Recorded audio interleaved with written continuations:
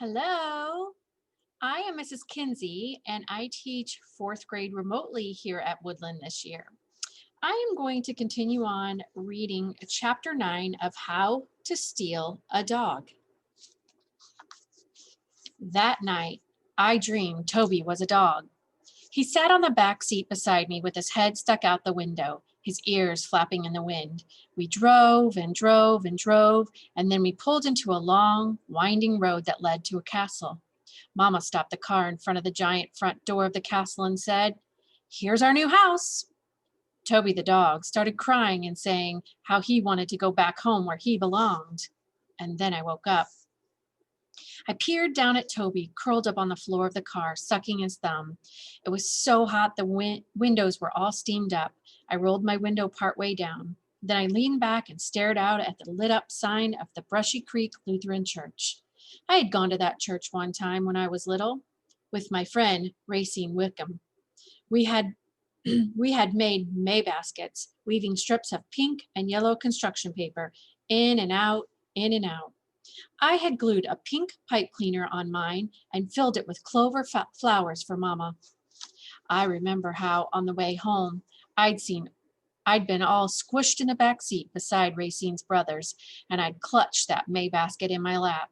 I couldn't wait to give it to Mama, even though the clover flowers had wilted and were lying all droopy in the bottom of the basket. But when I got home, Mama and Daddy were yelling at each other and wouldn't even look at me when I tried to show them my May basket. Racine had moved away to Florida, and now here I was, back here at that very same church, sleeping in my car. When the sun came up, we headed over to the pancake house to wash up and get some toast. The bread we had in the milk crate in the trunk of the car had turned green with mold, and Mama had tossed it out the window, right into the church parking lot. "I want pancakes," Toby said, frowning down at his toast. Mama sipped her coffee, squinting through the steam, and said, "No."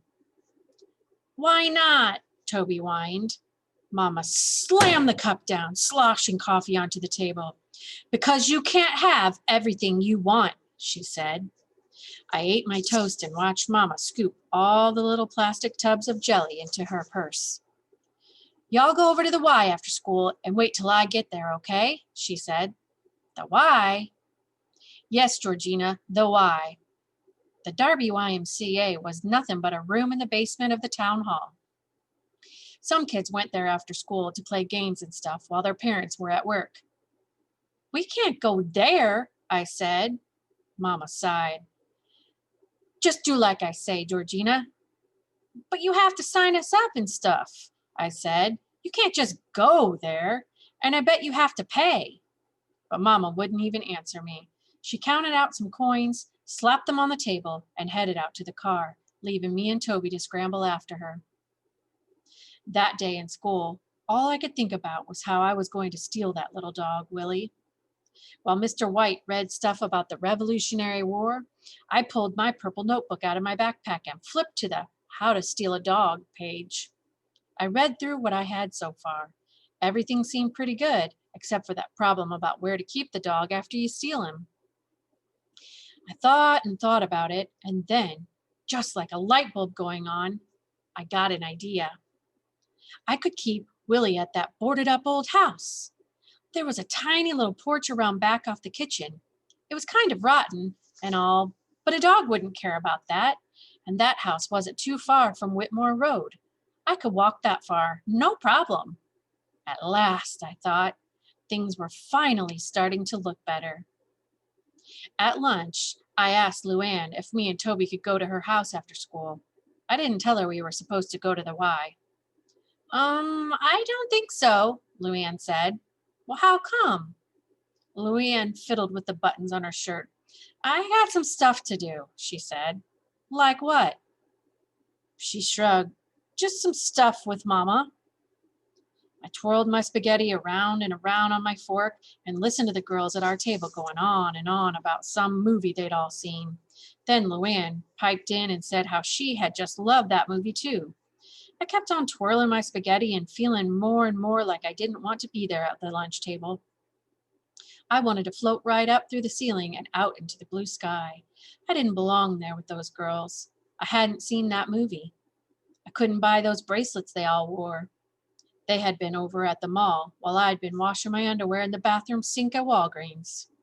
So I just sat there twirling and thinking about Willie. After school, me and Toby walked over to the town hall. I'm not going down there, I told him, nodding toward the basement window. You can if you want to, but I'm not. The sound of kids playing and balls bouncing drifted out of the open window. Toby shook his head. Then I'm not going neither, he said. I tossed my backpack on a nearby bench. We've got to find some string or something, I said to Toby. What for? For Willie, remember? Oh. So we walked up and down the street, looking in gutters and dumpsters and trash cans. I was just about to give up when Toby hollered, Here's some, Georgina. I ran over to the curb where Toby was holding a stack of newspapers tied with heavy string. Yes! I pumped my fist and high-fived Toby. Good job. Toby looked just pleased as punch. I untied the string and stuffed it into my pocket. Let's go back and wait for Mama, I said. It was nearly dark by the time we saw our car come sputtering up the street toward the town hall, leaving a trail of black smoke behind it. Sorry, y'all, Mama said when we climbed in the back seat. We're starving, Toby said. I know, sweetheart, Mama said. I brought y'all some chicken. Toby dug through the bag in the front seat and pulled out a piece of greasy fried chicken. I got a job, Mama said. I took a piece of chicken and pulled the soggy skin off. Where? I said, dropping the chicken skin back into the bag. The coffee shop over by the hardware store. She glanced at herself in the rearview mirror. I wondered if she saw the same tired and worried face that I did. Well, that's good, I said. She took a swig out of a soda can. I guess so, she said, then pulled the car to the side of the road and stopped. What's the matter? I said. She shook her head. I'm just so darn tired of all this, she said. My stomach clumped up in a knot, and I wished I hadn't eaten that chicken. Why was Mama acting so sad? I needed her to act like everything was okay. Nobody said anything after that. We just sat there in that car. That was our home. Crammed in with all of our stuff, the smell of the greasy fried chicken hovered in the still air around us. Mama broke the silence when she slapped her hands on the steering wheel and said, Anyway, so now I'll be at work when y'all get out of school. So come on over to the coffee shop and wait in the car, okay? I ran my dog-stealing plans around inside my head. This would be perfect. The coffee shop wasn't far from Whitmore Road. I could grab Willie, hide him on the porch of the old house, and then get on back to the car, no problem. Mama wouldn't even know if me and Toby were there or not.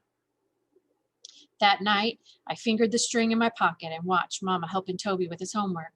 They huddled together in the front seat with the flashlight propped up on the dashboard. Shadows danced around on the ceiling as they worked. I pulled out my notebook and turned to How to Steal a Dog. I wrote April 14th, then beside that. Step 4. Use this list to make sure you are ready to steal a dog. 1. Are you sure you have found the right dog? Yes or no? Number 2. Can you open the gate? Yes or no? 3. Do you have some rope or string? Yes or no? And number 4. Do you have a good place to keep the dog? Yes or no? I read through each one and put a check mark beside yes every time. After the list, I wrote, if you can check yes for every one, then you are ready to steal a dog. I thumped the pencil eraser against my teeth, then I added, P.S. Remember that you have to wait until nobody is home at the house where the dog lives. P.P.S. Don't forget to take your string, rope, or leash. I closed my notebook and pushed it back down inside my trash bag, and when my guilty conscience started hollering at me, telling me I was doing the wrong thing, I pushed that down too. There was no doubt about it. I really, really was going to steal a dog. What do you think, friends? When that little voice in your head is telling you something that you shouldn't do you ignore it? Or do you do it Do you ignore it and do it anyway? Or do you listen to it and change your mind? We'll see next chapter.